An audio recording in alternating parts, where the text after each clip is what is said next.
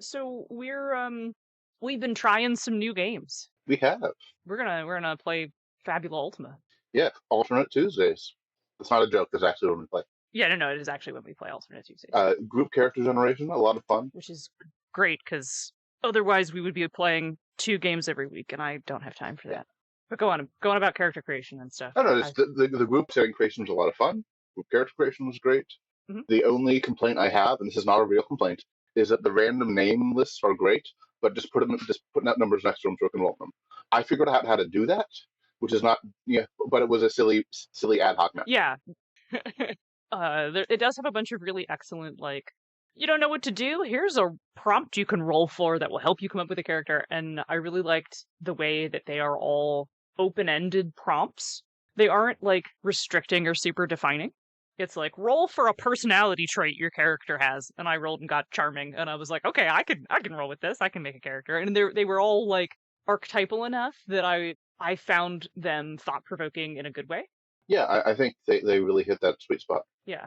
And you can basically roll up a whole character, right?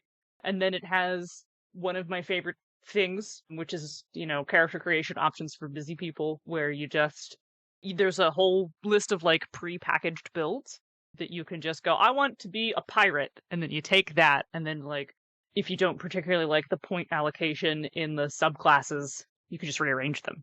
Very, very easy. Or if you're a person who wants to get into the nitty gritty, you can go to the classes.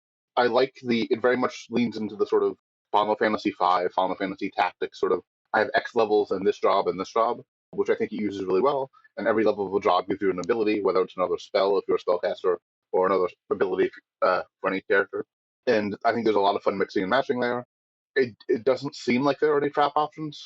And the book gives a lot of advice for the GM going, hey, look at your party and don't be a fuck when making encounters. So, not in that wording, that's mine.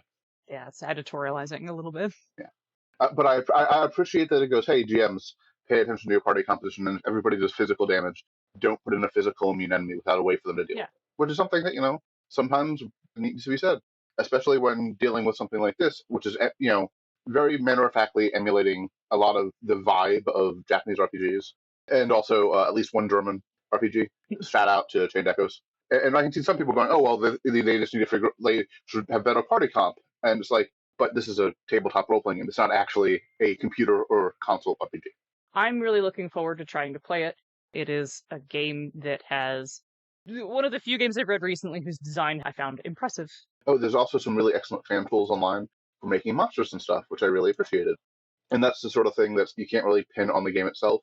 But it's nice that the systems for making monsters are thoughtful enough, and that fans have that they benefit from having a monster creator online. So if you go on the Discord, it's very prominently linked, totally worth using. I've been having fun doing that in between doing work I'm really supposed to be doing. So, hi, Marks. Yeah. So the other thing that's pretty cool, so I think probably the highest praise I think I can heap on Fabula Ultima is when we were making characters, you went to the bathroom for a little bit, and then while you were in the bathroom, everybody had access to either a copy on their phone or computer or the physical book. I had my tablet. And then everyone sat and very quietly and diligently made their characters. In a... It went dead silent because everyone was busy reading the book and making their character in a way that was not bad.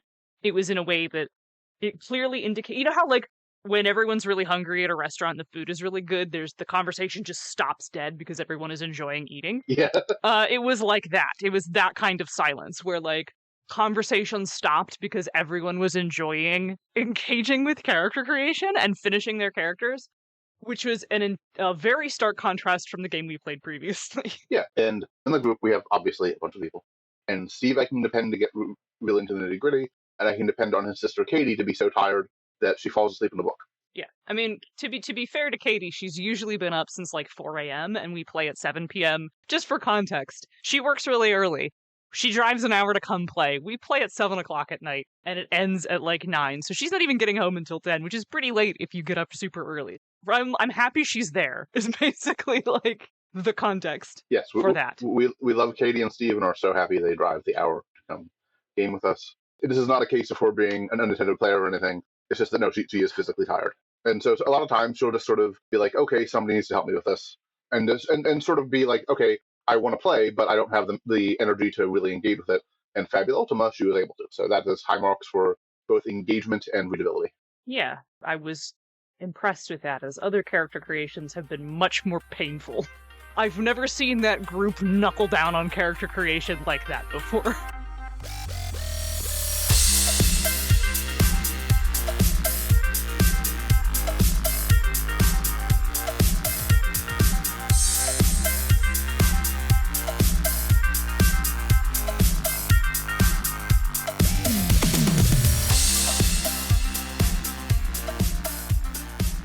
Welcome to Bonus Experience, a podcast with a deeper look at the play experience and the finer details of running and writing games.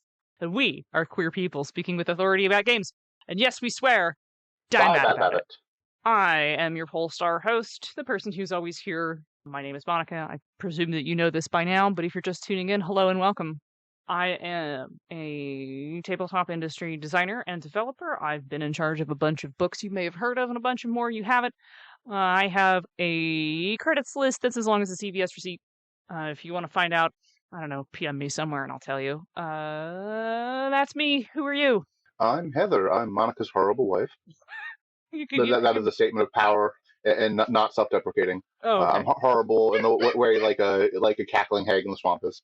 I also write games, some with Monica, some separately from Monica. I'm very happy to have worked on Exalted Essence, for example. And I also run games very often. This is my favorite hobby, and I run usually multiple games a week. If not, also, and these days I sometimes get lucky and also get to play in one. That's a game for a lot of people with kids, so that's very hit or miss for availability. Today we're going to attempt to talk about the design principle that participation is the game. Yes, because if people aren't playing the game, they're not playing the game. It's a tautology. Yeah. Also, this is our second attempt at recording this. Yeah. Yeah, the first one got fucked up, so we're doing it again. So, when you are playing a role-playing game, you don't get a finite product out of it, unless you are particularly playing something like, I don't know, Microscope, which builds a timeline, or The Quiet Year, which builds a map. It is not a map-building game, it builds a map. It is a game with a particular objective. Please stop using it as a generic map-building game. It's not.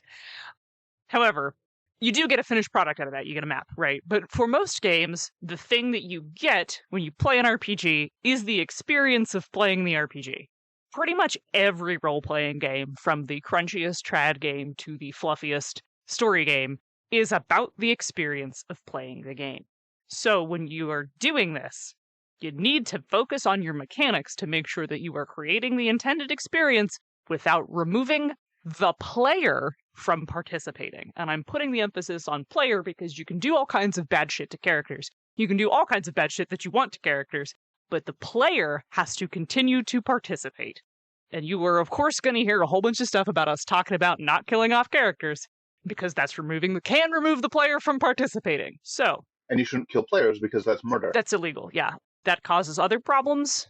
It's illegal to say nothing of the trauma of taking human life. So, don't do that either.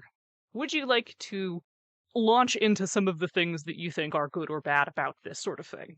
Games that do it well, mechanics that you were like, absolutely the fuck not. Sure. So I think that probably the worst example, like the worst case scenario, is when you have a game specifically with complicated character generation that has regular opportunities for characters to be taken out of the game, either permanently or for a long time of actual gameplay, with little recourse. And here's a simple example: Shadowrun. Certain versions of Shadowrun can be pretty deadly. Shadowrun character creation, especially if you're not just grabbing a template out of the book, can take a very long time across most editions.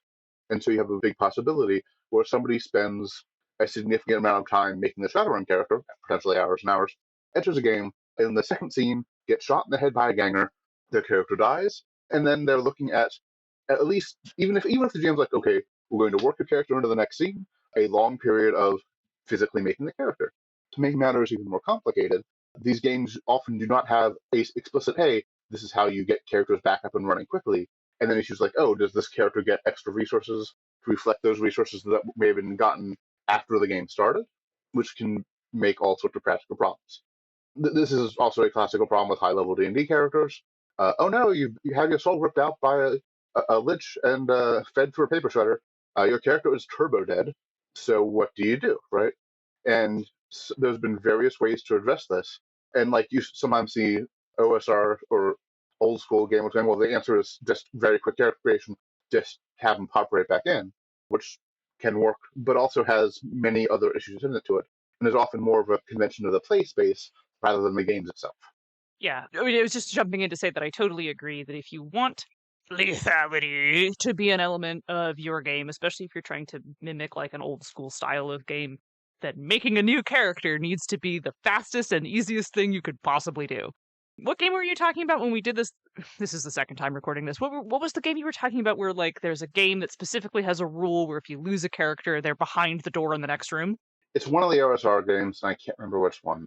Okay. But that's an example of a game where, okay, this is a lethal game.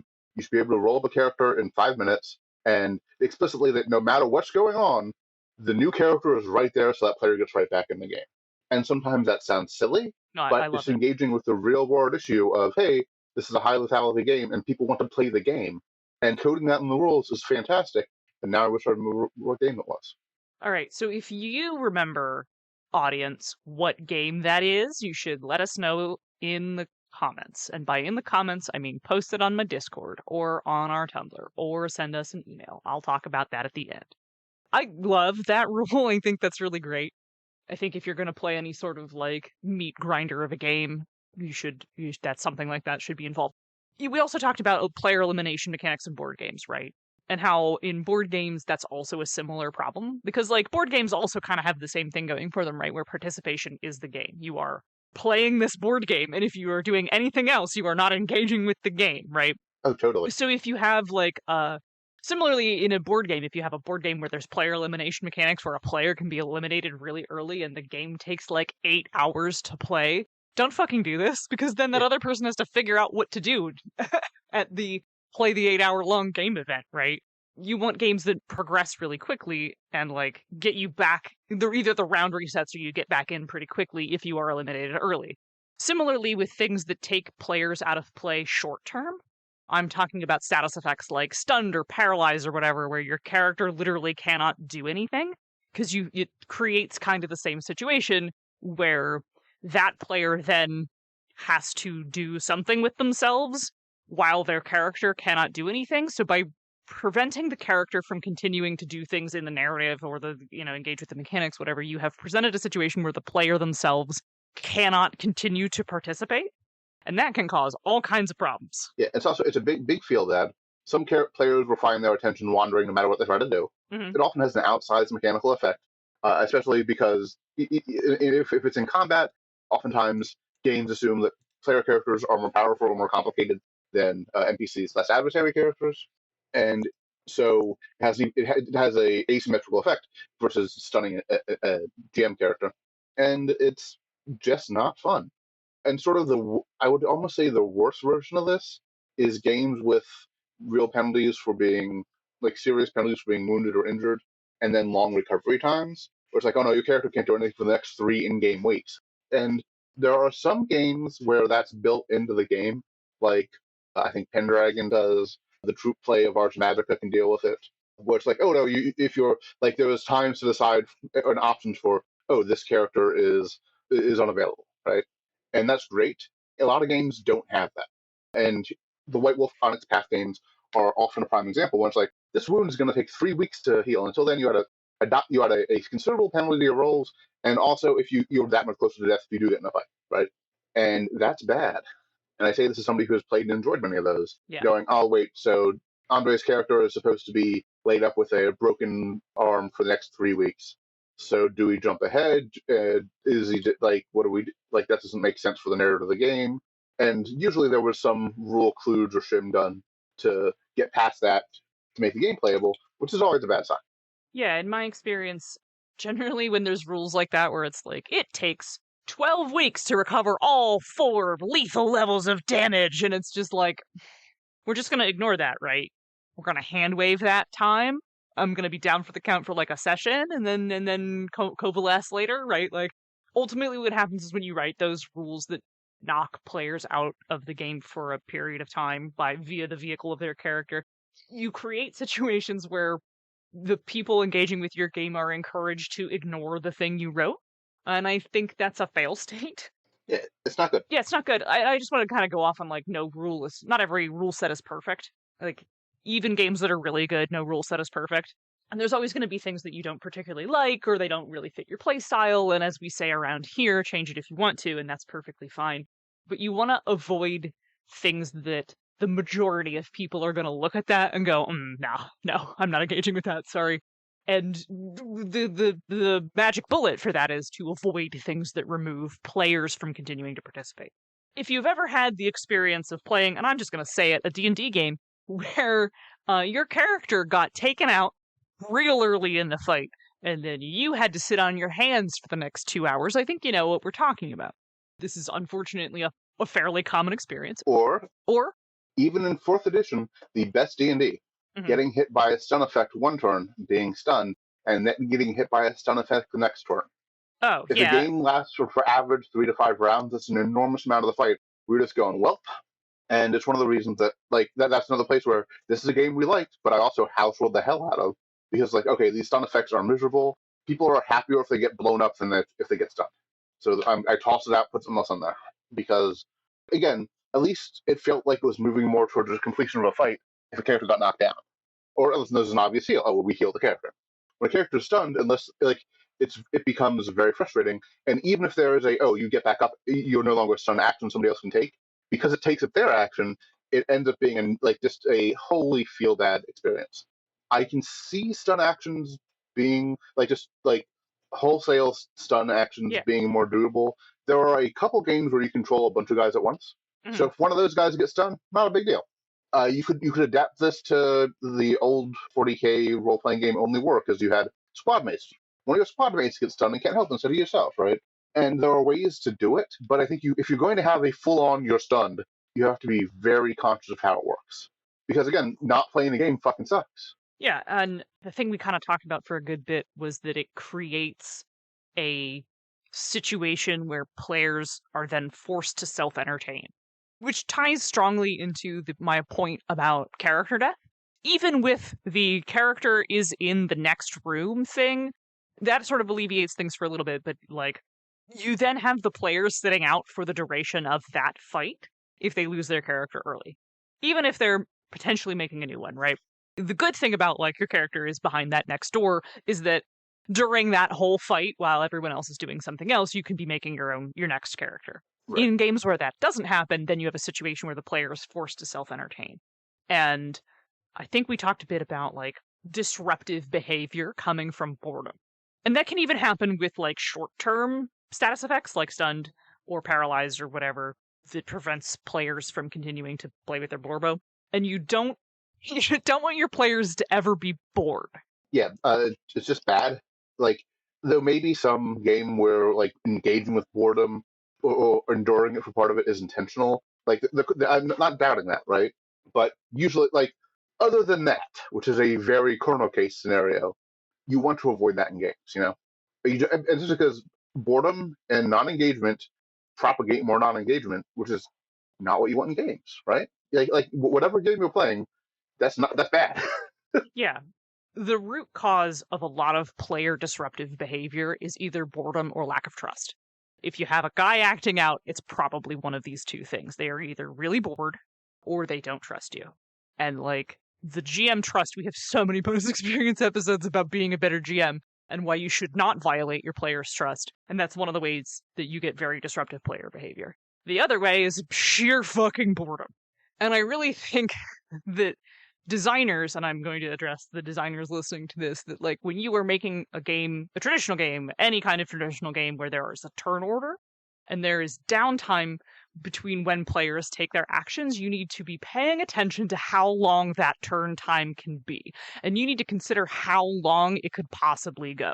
So if one person's turn can take up to 15 minutes because of the number of decisions they have to make, then you need to, like, make sure that there are lots of ways to keep the other players from getting super fucking bored, because when you have 5 people and turns that can take up to 15 minutes, that is an hour and 15 minutes for one round. Like, you really kind of got to be cognizant of that sort of thing.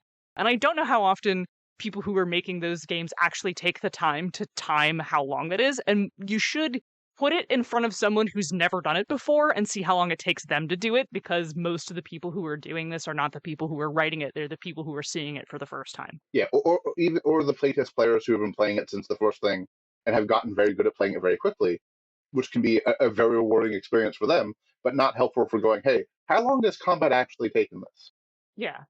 Do you have any personal experience with people acting out because they were fucking bored because they were stunned or they lost their character early or whatever? I think probably the worst examples I have, honestly, from when I was a teenager, may very well have involved marijuana or alcohol, but the part of the players. But you did have somebody literally like going, "I don't care, just do something," or like saying what they were going to do in their turn, and it just is like it's just a lubricant for bad behavior. And again, even away from those teenage experiences, like with people I play now, adults who I trust, love, and care for, you can very easily get somebody who is just gets to the point where they're self-entertaining because they're at the end of the initiative queue and they haven't had anything to do. Yeah, and a lot of people in our current groups, and I'm going to fully include myself in this, are self-entertaining in a way that is non-disruptive, right? This is why I object to people being like, don't be on your phone during game. And it's like, well, if there's time to self-entertain and they're doing it non-disruptively, then let them self-entertain non-disruptively.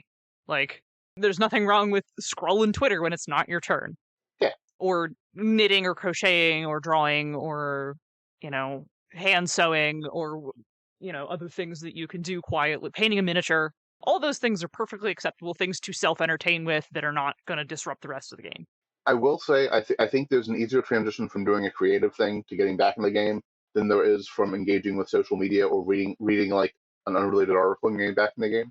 I only get annoyed with that kind of self-entertaining behavior when the gap between the actions is so small. Like, I've had people start like surfing their phones and then it come right back around to them like within a minute, and it's just like, stop. There was you were trying to self-entertain when you needed to pay attention, right? Like, because the gap between the two times between your actions was not so long that you had time to get invested in a Tumblr long post, right? Like, right.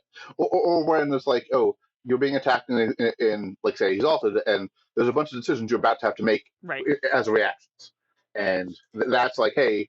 Like, that's probably the worst case. And sometimes people are trained by bad games, or whether game is in game sessions or bad games in games that don't reward players paying attention. So you go, yeah, whatever. And that sucks. And then you sort of have to come to an understanding that, hey, please don't do that during the get the person to pay attention to the game. And I think one of the problems is nobody wants to be called out like, hey, you're not paying attention and not engaging. Please do that. Mm-hmm. That usually by itself does not get engagement. It makes the person feel attacked. Yeah. Especially if, like, they were legitimately deeply bored. Yeah. And didn't have a creative thing to do, And, like, and in the instance where someone did get invested, had enough time they didn't have, like, a knitting needle or whatever to play with or dice to stack, or we're playing Exalted and D10s just don't, like, you can't make a little castle out of D10s like you can with D6s. Much harder. Much harder. They're not cubes. We know one of those angles is wrong. Yeah. If there's nothing else for you to do, and it has been long enough for you to get invested in a Tumblr long post, like, honestly, the worst thing that happens is that you kind of have to recap where they are and what's going on. And part of that is why I particularly like games, we're playing Exalted Essence with a bunch of people where, like, you are encouraged to kind of pay a little attention the entire time because the initiative can be passed to you, and, like, you have a lot of reactions you can take, and there are a lot of things you can do to help boost your allies. You can make stunt dice. Like, when Dee and I were kind of putting that kind of core combat system together, one of my big things was, like, give people something to do constantly. Give them a reason to at least keep a little bit of an ear on the game. And when you have things like, oh, it could be someone's going to hand this initiative to me at any time, I can volunteer to take it. I have a bunch of things that I can hand out to people in the case of success or failure. Then you give people reason to not to just, like, scroll through pictures or whatever on their social media instead of, like, getting invested in an article or getting in an argument or whatever, because there's a baked in reason to keep half an ear on the game, right? Yeah. And this is something that I truly dislike about playing the D&Ds, and I'm gonna throw 4th edition in there too, where, like, there's not a ton of reason for me to keep paying attention when it is not my turn. Where I can't just tune back in and sort of like look at the board and catch up on where we are when it does come around to be my turn. There's like not a ton of mechanical incentive for players to, not check out completely. Yeah, and I think that runs into the issue, like, or is part of the thing is like, you can't always solve this problem at the table, right? Mm-hmm. Games making it easier not to run into, even if you can't get rid of it altogether, is just better. Like when it comes to like, okay, a lot of games, it's fine to split up characters to different scenes, right? Which can then be a problem, which people are like, well, I'm not in the scene, I'm not, and they zone out, right? And that's one of the cases where some people get very upset if that person then is on their phone or doing something else, and it's like, where's that balance? And then Nobilis goes, no, all players can be in all scenes, even if the character isn't there. Like it's like some element of that character, the ability of playing the powers behind that, representing something in the world. So it has a weird supernatural way to be involved, or even just thoughts of the character. Like that's built into the game, and that doesn't fit all games. But the consideration of hey, what happens when the party splits up is good to have in the game.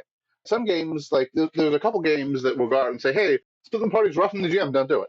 And a lot of groups decide that anyway, both on a level, whether on a level of, oh, we don't want to get ambushed separately and killed, or on a level of, oh, no, it's just rude to do that to the GM. And I don't necessarily think that's a problem, but it's nice that, like, when people take consideration of it, that's nice. And if you're running a game, it also behooves you to consider that, even if the answer is, sometimes it doesn't work out. Yeah. I was also trying to think of, like, this doesn't really apply to games like Dread or 10 Candles, where kind of the point is to play a brief, self-contained story in which characters die. Because once your character is eliminated in either of those stories, that's like kind of part of the experience, right? Like, people are going to die off. That's part of playing the game. And they are both games intended to be resolved in a short period of time and not to be played over a long period of time. Like, they're not campaign games. And they're also better at keeping a high intensity of attention on people's attention for a comparatively shorter period of time. The same is true of Bluebird's Bride, for instance, where the whole point is to constantly be present and experience that. And across a lot of other role-playing games, especially traditional games, you're going to be playing for potentially a much longer period of time across multiple sessions too. And so you can't have that intensity of attention all the time. That's okay. It's just avoiding the problem when it drops out to the point where people feel disengaged. Right. Or where you have to, every other scene, you're like, okay, this is what's going on. Guys, okay, no, we left that scene. Like, we're in this scene now. No, we're not in that area anymore. We went into the bar or whatever. I don't, like, Bluebeard's Bride is about playing a bunch of aspects of one person's psyche. And I think your like aspect can get destroyed, but I think you just get like fucked up and then you don't have access to a bunch of your other moves, and you're still kind of haunting the game because you're kind of representing some deep psychological trauma. So I don't think, if I'm remembering correctly, didn't happen in the game I played.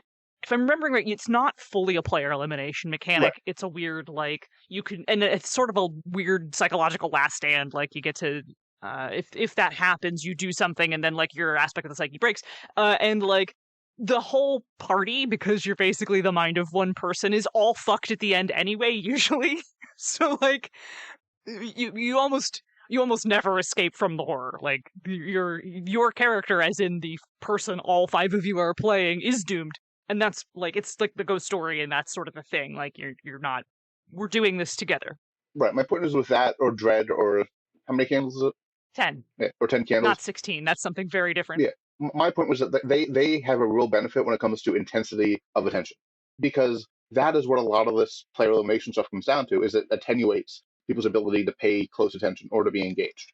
Mm-hmm. Those games, because you sort of know where they're going, and they're going to build intention and stakes and fraughtness until the end, have the benefit of foisting a limited set of time to really hit hard, versus a lot of other games where you're going to have ebbs and flows, and that's natural. And the key is how to make the most of the time you have, and how not to have people clock too far out. Right. But like, let's say you're running a 6-hour game, which is a pretty, like for most adults, a pretty long session. Yeah, I was like, 6 hours. That is now an endurance feat for me. Yeah, that's that's a whole Saturday. Like, you set it aside. Yeah. Like I do this sort of game with the folks I do playtesting with for my mecha game. And that's a case where I want people to be engaged the whole time, but I understand if it's not somebody strong, they're not under attack, like intact, they're not directly engaged, they're out of resources. Like, I'm going to be more understanding of somebody. I need to be more understanding of somebody checking their phone or being distracted by something else, because attention is going to ebb and flow. Yeah. The other common, I know that there's probably going to be a bunch of people who like roll up to this episode and are just like, well, I just let people play an NPC when their character dies early in my D&D games, problem solved. And it's like, yeah, sure, that's a solution, but it's not in the game itself. It's not part of the core rules. There's no baked-in incentive to continue to do this. And I think that's a good house rule, actually, like playing an NPC or something else similar to that where you keep the player engaged. And that does, you are correct, that does solve the problem, but it's like not, that is a patch that you added, that is a fan-made mod, that's not in the game itself, so it's not a defense. Oh, yeah, there's a lot of really excellent fan-made patches for things, which you need to understand is that is something you did, not a thing in the game. So here's an example from a high lethality game that at least has high intensity engagement, and that is Delta Green. Okay. I play in a game theoretically on Mondays of it. This is the game with lots of people with kids, so very theoretically, and so potentially very high lethality, right? You can have horrible things happen to your character on a regular basis. Violence or character life ending experiences are assumed to happen at some point, or characters having their mind destroyed or taken over, very possible. And character creation in Delta Green from the book takes a minute, because you have to make decisions like what's your character's background, like why do they have skills that are useful for fighting the forces of unremitting outer horror, how do they get here now, like all the specifics of what percentages do they have and what skills, because it's a percentage-based system.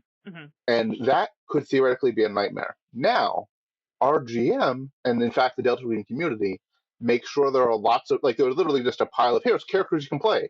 Like, just grab one, give it a name. Now you're an ex-Navy SEAL who had a horrible experience that led them to find out about the secret world, join Delta Green and fighting a sequel. And my GM basically does if you get killed off, your replacement character very quickly arrives as backup in the next, like, basically in the next scene. And there's also now a really great random character generator online that also has a just generate me a character mode that can be used for that too. And that's fantastic, which means that if somebody gets melted by an inconceivable horror, or gets shot by cultists, or gets themselves infected with brain-eating bacteria, they can very quickly get back in the game. And so it's not practically a problem. But that's all stuff that's exterior to the game itself, right? The community did that. The GM does that. Way to go, Andrew. He doesn't listen to this, but because he doesn't listen to podcasts, but so that's okay. I'll forgive him. But that's all exterior stuff. That's like the play an NPC rule. And maybe more games should think about that, but that's something worth considering. Like, it goes in line with hearing about people playing, oh, this is a deadly game, so we know to bring backup characters. That's almost all learned player behavior. And there may be some games or some modules that tell people, hey, you should make backup characters. But that's very much the exception, not the rule. Yeah. I actually happen to have my copy of Bluebeard's Bride within arm's reach, so I was looking at it, and yes, a aspect of the character can shatter. I was right. But it's still, I was also right that it's not strictly a player elimination mechanic, because that would be weird for that game.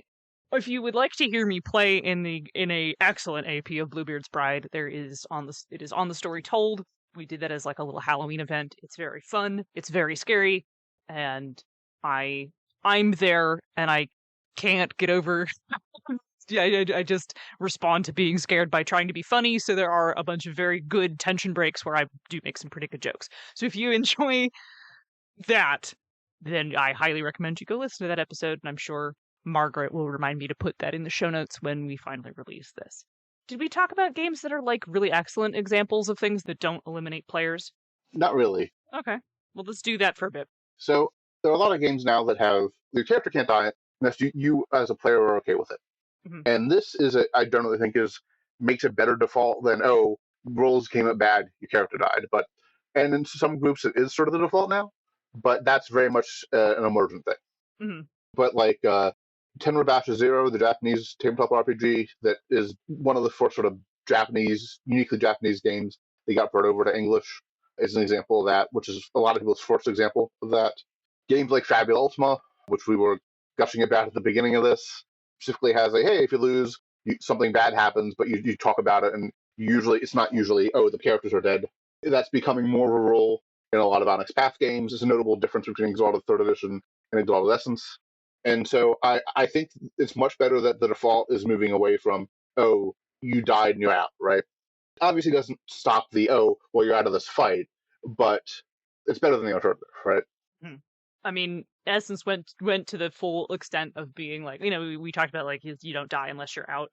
So like, what happens when you get knocked down? That's so silly. Well, when you get knocked down, it's sort of like in a bunch of team video games, you like lay on the ground with the alert over your head, and everybody has to like help you get back up.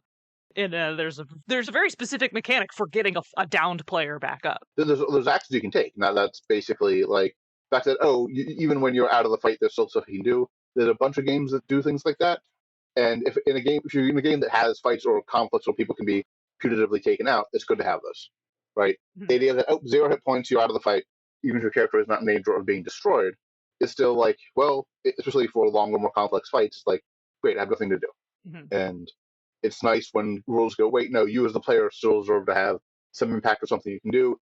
And sometimes it's just, oh, you can take these meta actions or spend your out of game points, which I think is, again, much better than nothing. And then other games like Exalted Essence, there's a couple. I know there's other games. There's a Final Fantasy fan game that specifically gave, oh, when you're down, your character can have an action. Those are good things, both to keep player engagement, avoid boredom, and also just to sort of keep the idea that, no, just because you went to 0 hit points doesn't mean you don't deserve to play the game. Yeah. That's it. Together, we will bring traditional game design into the 21st century. Thanks everyone for listening. It's time to do the closing. BXP is brought to you by the Misdirected Mark Network.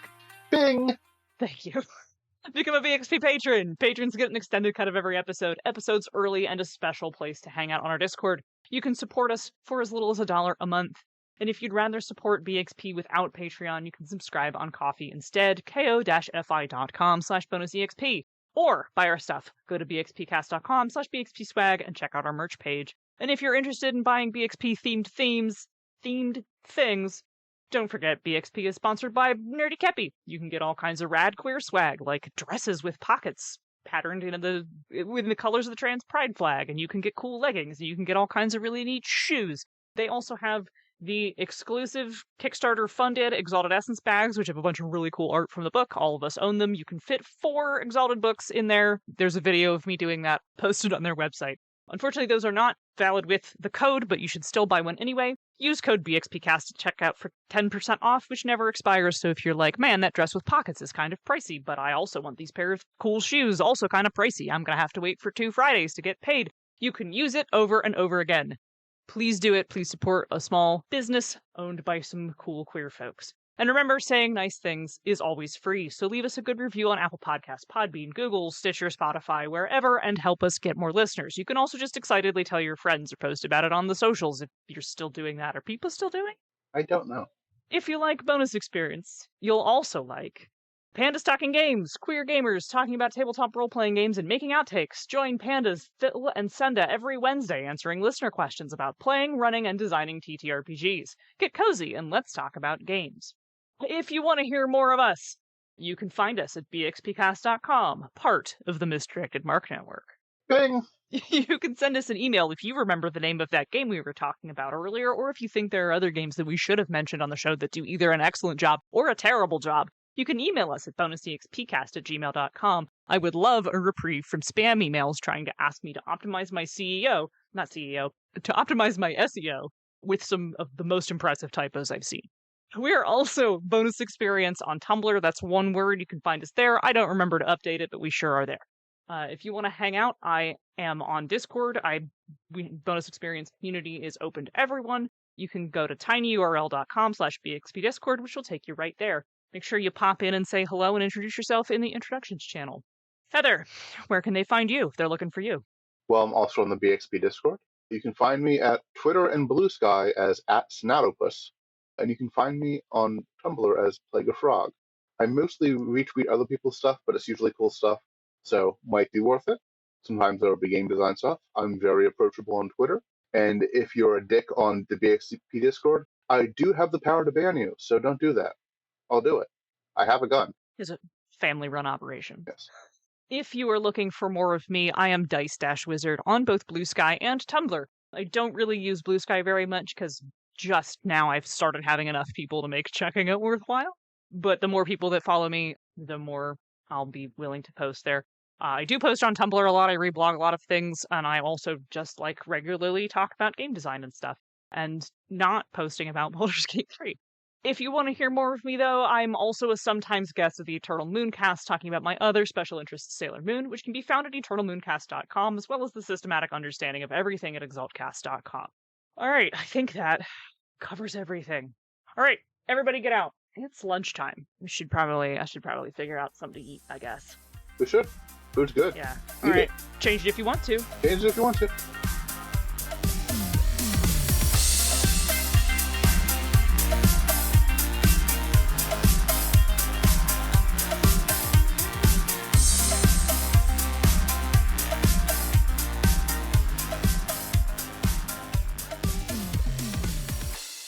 Do I have to do this? Ugh, fine. Bonus Experience is written by Monica. And edited by Margaret.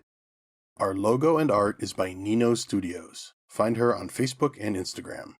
Our theme song is Reuse Noise with the Light by CDK and is used under the Attribution Non-Commercial Creative Commons license.